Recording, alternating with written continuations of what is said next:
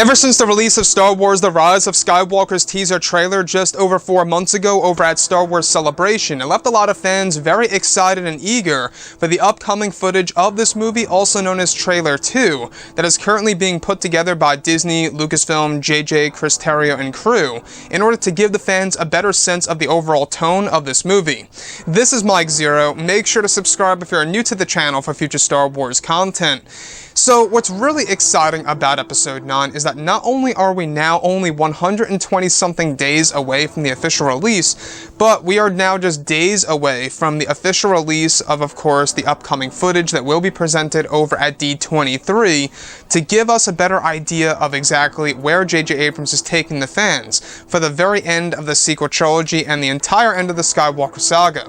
Now, these past couple of weeks or so, we've been learning a whole lot more about the upcoming Trailer 2 of this film, and when it all comes down to one of the big plans by Disney, Lucasfilm, and more, this is where things begin to get very exciting for Episode 9. Now, specifically, it's explained that currently Ian McDiarmid is actually recording new pieces of dialogue for the upcoming footage of The Rise of Skywalker Trailer 2, where it's explained that this dialogue will be used as the next phase of teasing Palpatine's presence in The Rise of Skywalker. It's said to be used as a way of also teasing some of the revelations for the film that will be demonstrated in the upcoming new footage that will be presented at D23. Additionally, it's described that there will be over a dozen Easter eggs related to the prequel trilogy era that will be hidden in the upcoming Trailer 2 of the film that will allow fans to have an interactive experience, breaking down the new trailer where some of the Easter eggs are actually said to be heard and hard to discover. George Lucas was also said to have placed a large role in developing the shots that would be used in the new trailer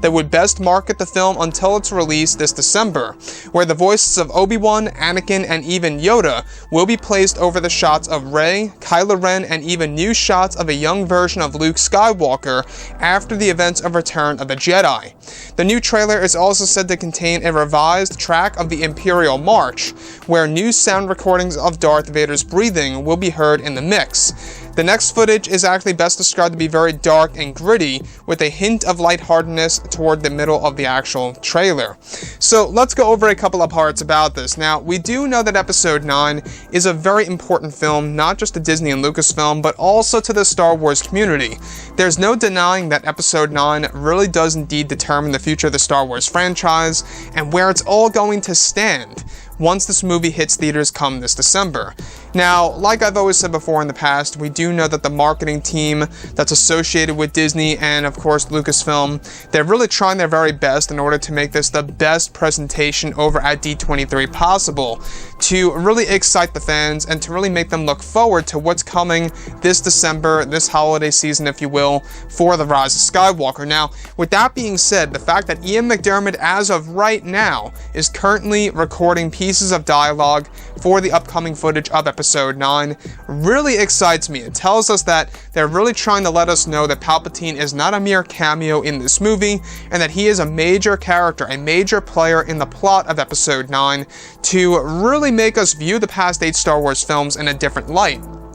And on top of all of this, the fact that they are throwing in over a dozen Easter eggs related to the prequel trilogy era and how voices of Anakin, Obi-Wan, and Yoda will be used over shots of Kylo Ren, Rey, and even a younger version of Luke Skywalker that takes place after the events of Return of the Jedi in the forms of flashbacks. It really tells us that they're really trying to make this film a very authentic Star Wars movie that's going to pay great homage to the classic characters and to really kind of connect itself to the prequels and the originals. That's what they're trying to demonstrate with D23, is that this movie is not just another Star Wars film, it's the culmination of the Skywalker saga. Essentially, it's going to have a little bit of everything from all 8 Star Wars movies that come before this one into the mix of Episode 9. So, on top of all of this, what's really impressive to me as well is how it's actually described that John Williams did a revised track of the Imperial March, and within that revised track,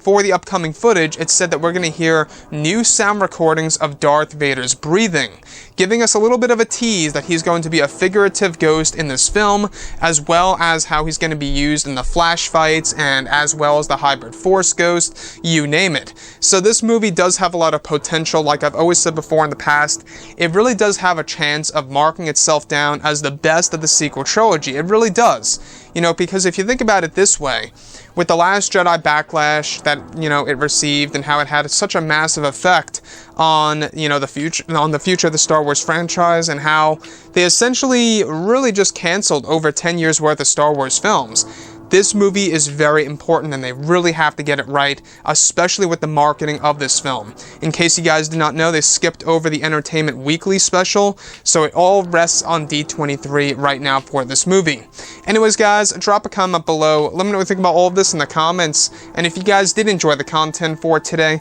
do make sure to drop a thumbs up on this video to support the channel. I thank you all so very much for the kind support, and I'll catch you guys next time.